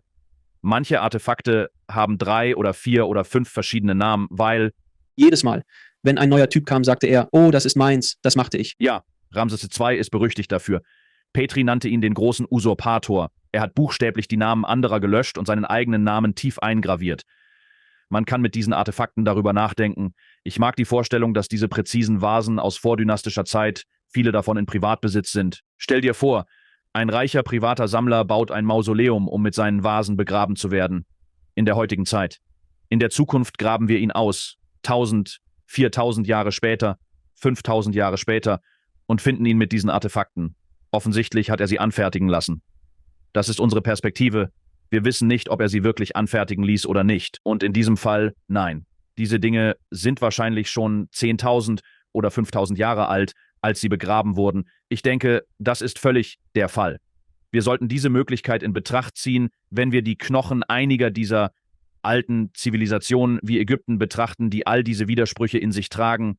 Du hast über das verlorene Wissen gesprochen, das Zivilisationen wie die Inkas, Maya und Ägypter besaßen und weiterentwickelten. In den letzten 2000 Jahren ist viel Wissen verloren gegangen. Trotzdem haben wir heute viele Informationen über die Funktionsweise der Welt. Dennoch sind Schätze wie die vedischen Texte und die Bibliothek von Alexandria sowie das verlorene Wissen der Maya durch die Ankunft der Spanier tragisch verschwunden. Es ist faszinierend zu sehen, wie viel Wissen im Laufe der Zeit verloren gegangen ist und wie viel wir heute wieder entdecken können. Verbrannt, schrecklich. Ja, genau. Viel Wissen ging verloren. Aber wenn alles verschwindet, geht dieses Wissen auch verloren. Und wenn ein neuer Mensch ohne Lehrer geboren wird, stell dir vor, es wären du und ich. Wir sind die letzten beiden Typen und da ist wie eine neue Gruppe von Menschen, die noch nie etwas gehört haben. Wir sind die Einzigen, die irgendetwas über irgendetwas wissen. Und die Leute sind so. Wir versuchen ihnen das Internet zu erklären und grundlegendes Wissen durch Geschichten zu vermitteln. Im Grunde wären wir Götter. Du wärst es. Und das ist genau irgendwie, ich meine, das ist eine gute Beschreibung, wie Wissen weitergegeben wurde, bevor wir das Schreiben hatten und es durch mündliche Erzählungen und Legenden speichern konnten. Und das sind die Ursprungsmythen, sie landen in Büchern, es sind diese Geschichten, und es ist eine interessante Analyse, wie von Daescher, wie Bücher wie Hamlet's Mill, die zeigen, dass astronomische Daten in diesen Legenden, Mythen von nordischen bis zu Inuit-Traditionen südamerikanischen Traditionen, sogar unseren Sachen, den Religionen des Nahen Ostens verschlüsselt sind. Es gibt all diese Daten, die ähnlich sind, aber sie sind in diesen Geschichten und Mythen und Legenden verpackt. Dasselbe gilt, denke ich, für Erinnerungen an Ereignisse. Man sagt den Leuten nicht einfach, hier sind die Daten. Wie, oh, in diesem Jahr passierte das, der Himmel fiel oder die Planeten bewegen sich so. Diese Daten werden in interessante Geschichten verpackt und es werden Figuren geschaffen und Geschichten erzählt und es wird vergöttlicht und es gibt all diese Informationen, um es unterhaltsam und einprägsam zu machen. Und dann wird das von Generation zu Generation weitergegeben. So wird dieses Wissen irgendwie bewahrt. Also wenn wir uns Ursprungsmythen und einige der Legenden aus der Vergangenheit ansehen, muss man verstehen, okay, man muss durch die Ausschmückungen hindurchsieben und versuchen, zum Kern zu gelangen. Was ist der Samen oder die Wahrheit oder der Teil davon, der wahrscheinlich im Kern wahr ist? Davon gibt es eine Menge. Mehr als wir denken möchten. Ich glaube, die Wissenschaft hat mit dem Zeitalter der Vernunft etwas überkorrigiert, oder? Denn wenn man vor das Zeitalter der Vernunft und den Aufstieg der Wissenschaft zurückgeht, war die Erklärung für unsere Vergangenheit, unsere Geschichte und unseren Platz auf dem Planeten buchstäblich biblisch. Es waren die Religionen, es ist diese 6000 Jahre alte Geschichte, es sind die großen Fluten, es ist diese katastrophale Geschichte. Und nehmen wir einfach das Christentum zu diesem Zweck her. Dann kommt die Wissenschaft und sagt, okay, nein, wir wollen weg von dem Katastrophismus und der katastrophalen Natur religiöser Geschichten. Sie haben überkorrigiert und alles aus diesen Ursprüngen und Religionen abgeschrieben. Die Wahrheit liegt irgendwo in der Mitte. Jetzt denke ich, dass wir in die andere Richtung schwingen, wo es heißt, okay, Erosion und Gradualismus, können wir Dinge erklären durch und die Welt, wie sie ist, durch sanfte Prozesse, die wir heute auf dem Boden sehen. In Bezug auf Geologie, ja, vieles davon können wir erklären, aber es gibt auch andere Merkmale, die uns die Wahrheit einiger Katastrophen zeigen, die vielleicht in diesen Ursprungsgeschichten und Religionen enthalten waren. Und wir kommen ein bisschen zurück, aber es gab eine riesige Überkorrektur für eine lange Zeit, in der wir diese Geschichte, die in diesen Ursprungsgeschichten enthalten war, einfach abgetan haben. Wenn ich denke, dass in Wirklichkeit einige Körnchen Wahrheit darin stecken, die wir finden können, wenn wir darauf achten. Ja, zweifellos sind endlose Mengen an Wissen verloren gegangen. Die Leute wissen vom Brand der Bibliothek von Alexandria, aber es gab buchstäblich Dutzende und Dutzende solcher Ereignisse, bei denen andere Wissensspeicher in Flammen aufgingen. Das war nur eine. Und natürlich die Archive des Vatikans. Richtig. Nun, wer hat ein paar Dinge? Verborgene Kenntnisse sind anders. Ja, sicher. Was? Ich könnte nicht einfach alles lesen. Du denkst, es ist meist auf Latein, aber es enthält auch andere Sprachen wie Aramäisch. Es wäre interessant zu wissen, was drin steht. Also, als ich durch das Vatikanische Museum ging, fragte ich mich, wie viel haben sie gestohlen? Es ist unglaublich, wie viele Schätze dort sind. Es ist eines der beeindruckendsten Museen, die ich je besucht habe, wenn man die Sammlung betrachtet. Aber während ich dort war, dachte ich über die 2000 Jahre an Plünderungen und Raubzügen nach, die all diese Artefakte, das Wissen und die Geschichten umgeben. Es ist wie in einem Indiana Jones-Film. Oh, auf jeden Fall. Nein, da ist viel Wahres dran. Wenn du zugelassen wirst. Das ist eine seltsame Sache an den vatikanischen Archiven, die ich gehört habe. Vorausgesetzt, du wirst überhaupt zugelassen, um Zugang zu beantragen, musst du ziemlich genau wissen, was du willst. Du musst also fast schon eine Vorstellung davon haben, was dort drin ist, bevor du Zugang bekommst. Ich weiß nicht. Ja, genau das ist der Punkt. Du musst ein Verständnis für ein historisches Dokument haben, das dort sein könnte und dann genehmigt werden, um zu sagen, oh, ich bin daran interessiert, falls ihr es habt. So in der Art. Aber niemand wird jemals genehmigt, nur um zu sagen, ich will einfach sehen, was da drin ist. Nein, das passiert nicht. Ja, ich weiß nicht, Mann. Es gibt definitiv, denke ich, einen Grund zu der Annahme, dass es eine Menge verborgenes Wissen und Dinge gibt es, die in sehr ausgewählten Händen liegen und das stammt aus der fernen, dunklen, vergangenen Zeit. Ein paar Bruchstücke kommen hier und da heraus, die mich wirklich interessieren. Ich bin immer fasziniert von alten Karten. Ich denke, es gibt eine Menge Daten, die in alten Karten verschlüsselt sind. Und typischerweise wurden die alten Karten, die wir haben, von noch älteren Quellenkarten gezeichnet, die alle verloren sind. Aber sie zeigen eine enorme Raffinesse in der Tatsache, dass wir wussten, wo die Antarktis und Australien waren, lange bevor diese angeblich in unserer Zeit entdeckt wurden. Sie konnten Dinge wie Längengrade sehr genau kartieren, was wir erst um die Wende des 19. Jahrhunderts bei James Cooks zweiter Entdeckungsreise konnten. Doch wir haben Längengrade. Es erfordert ausgeklügelte Zeitmesser, um Längengrade zu messen. Und mit Längengraden zu navigieren, was uns erst um 1800 gelang. Aber wenn man Tausende von Jahren zurückgeht, gibt es Hinweise darauf, dass sie sehr fähig waren, Längengrade genau zu bestimmen. Da ist die Küstenlinie der Antarktis. Was heute unter dem Eis liegt, ist auf einigen dieser Karten sehr genau dargestellt. Solche Dinge. Das ist verrückt. Interessante Datensätze durch Analyse alter Karten zu finden. Wann denkst du, war die Antarktis eisfrei? Kommt darauf an, von welchem Teil du sprichst. Nicht. Das ist definitiv kein Gebiet, auf dem ich besonders bewandert bin. Wir haben Gletscheraufzeichnungen von Eis, wo wir bis zum Grundgestein bohren können, um bis zu 300.000 Jahre zurückzugehen. Ich denke an die Eiskernaufzeichnungen aus dem Kopf. Ich könnte mich irren, aber ich glaube, einige der Eiskernproben gehen etwa 400.000 Jahre zurück. Also wissen wir, dass dort seit mindestens so langer Zeit Eis abgelagert wird. In einigen Bereichen ja, aber nicht überall. In einigen Gebieten. Richtig, aber nicht überall. Das ist das, was man auf einigen Karten sieht. Das. John R. Hapgood war derjenige, der aufdeckte, dass die Piri-Reis-Karte die Küstenlinie von Queen Maud Land in der Antarktis genau darstellt. Aber nicht nur das, sie zeigt auch Flüsse und Berge und Gebiete wie dieses. Und das wurde dann tatsächlich bestätigt von ein Luftwaffen, Aufklärungsgeschwader und Literaturtypen, die Karten studieren und analysieren.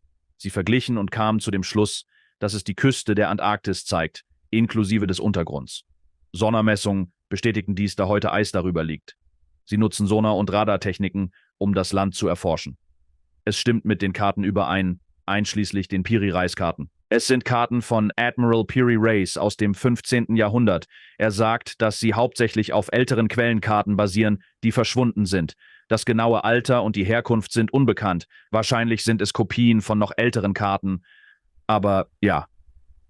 Also, ich weiß nicht, dass 400.000 Jahre für mich tatsächlich nicht außerhalb des Bereichs des Möglichen liegen, weil eine der anderen Dinge, die in den letzten 20 Jahren passiert sind, ist, dass wir wissen, dass die Menschheit immer älter geworden ist.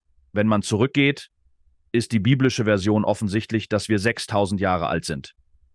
Es wurde lange angenommen, dass wir etwa 50.000 Jahre alt sind. Nach der Einführung der C14 Radiokohlenstoffdatierung wurden in Äthiopien Überreste gefunden, die auf etwa 190.000 Jahre datieren. Das war das älteste im Fossilienbestand. Dann, vor nicht allzu langer Zeit, fanden sie Überreste in Marokko, die uns auf etwa 300.000 Jahre zurückdatieren. Das war der älteste Kieferknochen. Das war das älteste Ding im Fossilienbestand. Das ist, glaube ich, immer noch das älteste Ding im Fossilienbestand. Aber jetzt haben wir DNA-Beweise und statistische Studien zu Dingen wie Zahnmorphologie und wir können sehen, wann wir uns von einem gemeinsamen Vorfahren getrennt haben, wie Neandertaler und wir als Cousins, wir haben uns von einem gemeinsamen Vorfahren getrennt und wir können unsere genetische Vergangenheit und DNA betrachten und sowohl die Studien zur Zahnmorphologie als auch die DNA-Studien setzen uns in den Bereich von 800.000 bis 900.000 Jahren. Also denke ich, lassen Sie uns eine runde Zahl und eine obere Grenze von etwa 1 Million Jahren als Spezies festlegen. Also plötzlich, dass die Antarktis vor 400.000 Jahren eisfrei war, ist nicht außerhalb des Bereichs des Möglichen. Für Menschen. Nicht nur Menschen, sondern wir sind die letzten Menschen, die übrig sind. Es gab andere Neandertaler, Denisova-Menschen, all diese anderen Versionen von im Wesentlichen Homo sapiens, über die wir nicht viel wissen. Neandertaler hatten größere Gehirne als wir. Wer weiß, wie zivilisiert sie hätten werden können, mit genug Zeit und Raum und Energie und genug Nahrung bei schönem Wetter. Früher dachten wir, sie könnten nicht sprechen. Sprache ist entscheidend für Zivilisation, abstrakte Konzepte und Kommunikation. Die Nomenklatur hat sich geändert. Jetzt denken wir, dass sie sprechen konnten. Vielleicht hatten sie eine Sprache, vielleicht Kommunikation. Wir wissen es einfach nicht. Und das sind alles Möglichkeiten. Einige Arten reichen Millionen von Jahren zurück. Glaubst du, dass unsere Zivilisation aufgebaut und ausgelöscht wurden? Aufgebaut und ausgelöscht? Aufgebaut und ausgelöscht und von vorne angefangen? Dieses Art von Zyklus gibt es schon viel länger, als wir uns überhaupt vorstellen können. Vielleicht sogar 100 oder 200 oder möglicherweise noch länger. Ich sage nicht, dass wir vor 500.000 Jahren fortgeschrittene Zivilisationen waren. Hey, wie wir besprochen haben, vielleicht waren wir es und alle Informationen gingen verloren, weil es keine Möglichkeit gibt, dass irgendetwas davon so lange überdauert hätte. Es ist also eine faszinierende, intellektuelle Übung in deinem Kopf. Aber es scheint mir, dass es definitiv noch viel gibt, das wir noch nicht wissen.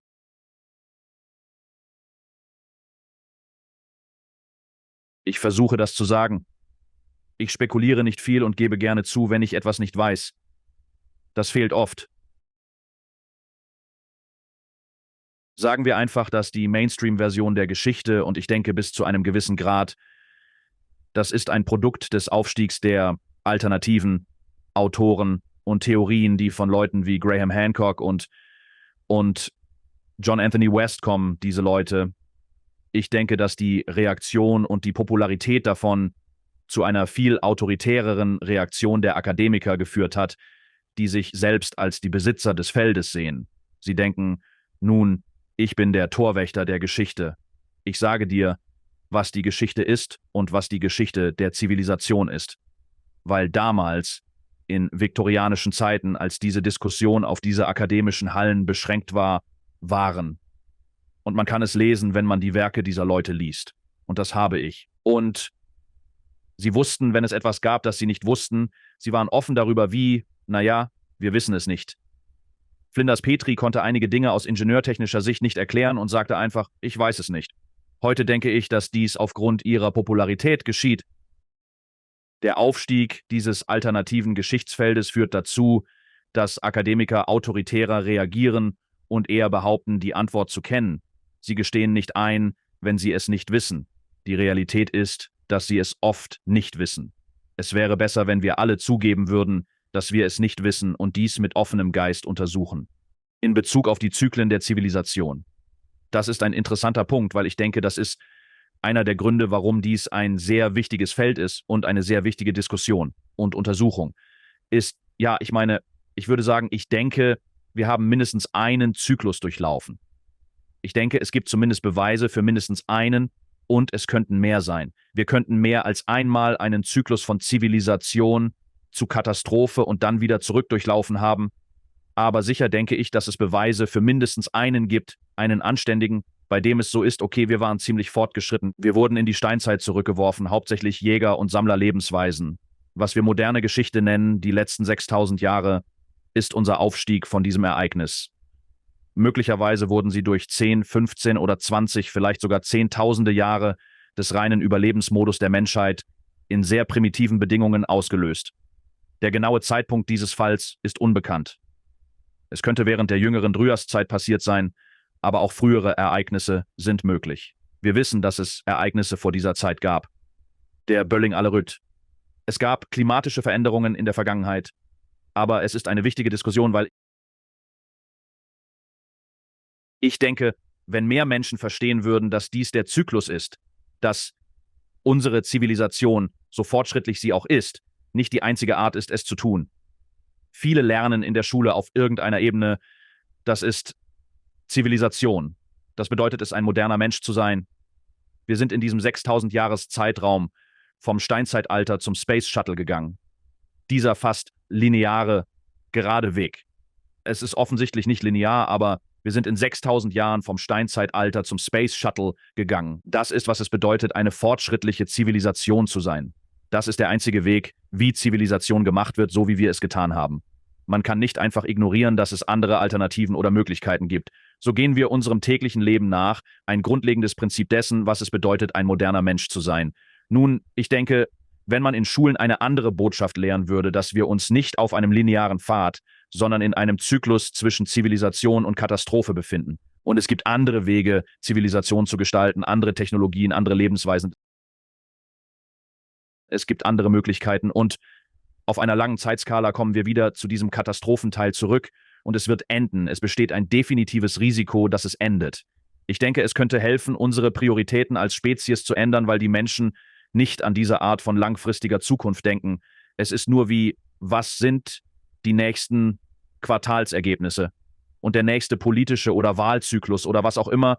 Wir denken nicht langfristig. Ich würde gerne glauben, dass, wenn man diesen Wandel im Zeitgeist haben könnte, darüber, was es bedeutet, ein moderner Mensch zu sein und unseren Platz in diesem Zyklus, es uns langfristig helfen könnte, unsere Prioritäten zu ändern und ein bisschen weniger Geld für Panzer und ein bisschen mehr Geld für Weltraumforschung und die Lösung einiger langfristiger Probleme auszugeben, die uns als Spezies betreffen. Und ich denke tatsächlich, dass es dafür auch einen Präzedenzfall gibt für diese Art von Bewusstseinswandel und ein neues Thema und ein neues Bewusstsein, das unser Verhalten verändert. Und das Beispiel, das ich gerne verwende, ist der Klimawandel, ob man nun daran glaubt oder nicht. Ich meine, es ist zweifellos politisiert und ein kontroverses Thema für viele Menschen. Aber mein Punkt ist, dass sich in den letzten 20 oder 30 Jahren die Bedeutung des Wortes Klimawandel verschoben und verändert hat. Und es ist unbestreitbar, dass es unser Verhalten verändert. Es verändert unsere Investitionsentscheidungen. Es verändert unsere Interaktionen miteinander. Es verändert, wie wir mit dem Planeten interagieren. Es verändert unser Verhalten. Und das alles, weil dieser Bewusstseinswandel im Zeitgeist der Menschheit stattgefunden hat. Es ist eine neue Idee, die unser Verhalten grundlegend verändert hat, ähnlich wie das Internet. So altruistisch es auch ist, glaube ich, dass, wenn wir unsere Vergangenheit verstehen und dies auf einer grundlegenden Ebene lehren, wir erkennen könnten, dass wir in einem Zyklus sind. Dies könnte tatsächlich ähnliche Auswirkungen haben und unser Verhalten verändern. Und ich denke, deshalb ist diese Diskussion wichtig. Die Wahrheit über unsere Geschichte zu entdecken, ist nicht nur akademisch, sondern entscheidend für unsere Zukunft. Was denken Sie über die Auswirkungen solcher Gespräche auf unser Verständnis unserer spirituellen Seite, den großen Plan, warum wir hier sind, wo wir waren und wohin wir gehen? Was ist der Zweck dieses riesigen Videospiels, das wir alle spielen? Letztendlich sind wir sowohl Mario als auch Luigi, die eine Prinzessin vor Donkey Kong retten. Weißt du was? All diese Gespräche sind faszinierend und intellektuell anregend. Aber aus spiritueller Sicht, was kann das bewirken? Und was bewirken diese Gespräche für unsere Spiritualität? Ich denke, es hilft uns, damit in Verbindung zu treten, vermute ich. Ich denke, dass dies ein großer Teil davon ist, in dem es zweifellos eine Trennung vom Geist und von der Spiritualität gegeben hat in unserer modernen Zivilisation. Wir haben uns immer weiter von dieser Art von Dingen entfernt. Obwohl es scheint, dass es eine Renaissance dieser Konzepte gibt und moderner Schamanismus, wenn man so will. Diese Auseinandersetzung mit der Diskussion und sicherlich, je tiefer man eintaucht, desto mehr kommen diese Elemente zum Vorschein. Eine riesige spirituelle Verbindung in alten Kulturen und Zivilisationen, wie sie lebten. Unsere Zivilisation ist etwas anders, indem wir scheinbar bewusst davon abweichen und nur diesen wachen, problemlösenden Bewusstseinszuständen Wert beimessen. Es gibt jedoch auch andere Vorteile, die aus anderen Bewusstseinszuständen resultieren, die fast jede andere Kultur und Zivilisation anzuerkennen scheint und einige Anstrengungen unternommen hat, diese zu entwickeln und zu erforschen. Wir sind etwas anders. Ich denke auch ganz persönlich gesprochen, dass diese Art von Untersuchungen und dieser Weg, um die Antwort zu finden. Und ich denke, das ist auch Teil einer spirituellen Reise. So etwas wie auf dem Weg sein, wie Bedeutung finden in deinem Leben und Bedeutung finden in deinen Bestrebungen und Interessen. Ich denke, dass für viele Menschen diese Diskussion und Themen dazu beitragen, diese Rolle zu erfüllen, weil ich denke, wir sind auch spirituelle Wesen, nicht nur Fleisch und Knochen und Haut. Es ist wichtig, einen Sinn zu finden, denn Menschen brauchen eine Aufgabe, um glücklich zu sein. Ohne Sinn ist man im Allgemeinen nicht sehr glücklich. Es ist kein großartiger Ort, um zu sein. Und es ist schwer, in der modernen Welt einen Zweck zu finden. Es kann für viele Menschen eine echte Herausforderung sein. Und ich denke, viele der Ablenkungen und das ist vielleicht meine persönliche Meinung, ich denke, die Ablenkungen und die Unterhaltung und die Dinge, die einem im modernen Leben entgegengeschleudert werden, Promi-Kultur und Konsumismus und solche Dinge, geben einem nicht wirklich einen Zweck. Und ich denke, viel von dem Zweck, der uns vermittelt wird, wenn wir durch das Bildungssystem gehen, das uns darauf vorbereitet, ein Zahnrad in einer Maschine zu sein und uns Konsumismus lehrt und das nächste Ding zu bekommen und mehr Geld zu verdienen und einfach die Karriereleiter hinaufzusteigen und ein guter Arbeiter zu sein. All diese Dinge. erfüllen letztendlich nicht wirklich diesen Zweck und können tatsächlich ein wenig destruktiv sein. Ich meine, es gibt viele zerstörerische Elemente in unserer Gesellschaft. So schön es im Westen und in den ersten Weltländern auch ist, das zu haben. Ich glaube wirklich, dass es die beste Zeit ist, um zu leben. Trotzdem halte ich an dieser Meinung fest. Also, ich bin nicht naiv genug zu denken, dass heißes Wasser, sanitäre Anlagen und das Internet keine guten Dinge sind. Es macht das Leben bequem, aber es steht in vielerlei Hinsicht im Widerspruch dazu, einen Zweck zu finden und etwas zu erreichen. Ich denke, das ist Teil dieser spirituellen Reise. Und für mich zumindest, und ich denke für viele Menschen, helfen diese Gespräche und dieses Thema, das zu füllen, weil ich wirklich glaube, dass es etwas bedeutet, auf dem Weg zu sein und zu versuchen, diese Antworten zu finden, ob wir sie jemals erreichen oder nicht. Das ist nicht der wichtige Teil. Es geht darum, auf diesem Weg zu sein, nach Wissen zu suchen und es zu verstehen. Jetzt werde ich Ihnen ein paar Fragen stellen. Ich stelle sie allen meinen Gästen, weil ich nicht noch 4 oder 5 Stunden mit Ihnen reden kann. Sie werden definitiv wieder in die Sendung kommen, weil wir haben noch nicht einmal das alte Indien oder Japan oder China oder all diese anderen Orte angesprochen, über die ich gerne mit Ihnen sprechen würde. Schwielen, Höhlen, schau sie dir an. Die sind verrückt. Es ist einfach so viel Zeug. Barabar auch. Es gibt einfach Unmengen. Wir werden dich ohne Frage zurückhaben. Aber diese Fragen stelle ich all meinen Gästen. Was ist Ihre Definition eines erfüllten Lebens? Definition eines erfüllten Lebens? Nun, wir haben es gerade angesprochen. Ich denke, es geht darum, einen Zweck zu finden. Einen Zweck zu finden ist das Höchste, was man hoffen kann. Und das geht darüber hinaus. Wir alle wissen das. Schau, du musst die grundlegenden Dinge wie Essen, Unterkunft, die physiologischen Bedürfnisse des Menschseins abhaken, aber darüber. Als komplexe denkende Tiere ist das Finden eines Zwecks, denke ich, das Beste, was man in Bezug auf Erfüllung und Lebenssinn erhoffen kann. Zumindest für mich sehe ich es so. Wenn du in der Zeit zurückreisen und mit dem kleinen Ben sprechen könntest, welchen Rat würdest du ihm geben? Kopf hoch, es wird schon, kommt darauf an, wie klein wir reden. Aber dann, fünfjähriger Ben, oh Mann, kaum erinnere ich mich, dieser Typ. Ja, nimm die Dinge nicht zu ernst. Wäre wahrscheinlich eine gute Idee. Das wäre es wohl. Wie definierst du Gott oder die Quelle? Das Universum, die Natur, ich denke, das wäre es wohl. Schau, es ist schwer. Denken, dass alles ein riesiger kosmischer Unfall ist. Das würde ich sagen, oder? Ja, egal ob du glaubst oder nicht. Die Quelle ist eine Sache. Ja, ich denke, das ist das Universum. Wir sind Ausdruck davon. Auf viele Arten. Was ist der ultimative Sinn des Lebens? Du stellst einfache Fragen. Der ultimative Zweck des Lebens ist, gelebt zu werden, es zu schätzen und zu leben, ein Geschenk in einen menschlichen Körper geboren zu werden. Ich glaube wirklich daran. Und das Privileg und die Lebenserfahrung zu haben. Für viele ist das Leben miserabel, kurz und grausam. Wenn du das nicht erlebst, ist es ein echtes Privileg, das gelebt und nicht verschwendet werden sollte. Und wo können die Leute mehr über dich und deine großartige Arbeit erfahren? Danke. Ja, unchartedx.com ist meine Hauptseite für Veröffentlichungen. Alle Videos sind dort und auch auf YouTube unter youtube.com/c/unchartedx. Ich streame auch regelmäßig live auf Twitch. Weitere Details findest du unter meinen Videos sowie auf meinen Social-Media-Kanälen wie Twitter und Instagram. Haben Sie eine abschließende Botschaft für das Publikum, Sir? Bleiben Sie offen, tauchen Sie in diese Dinge ein, bleiben Sie offen und ja, das Wichtigste ist einfach offen für diese Dinge zu bleiben, wie ich es versuche, und nicht in Ihren Ideen festgefahren zu sein. Meinungen ändern sich, neue Daten können immer unser Wissen verändern. Der nächste Spatenstich der Archäologen könnte unsere Perspektive auf die Geschichte komplett verändern. Wir wissen es nicht.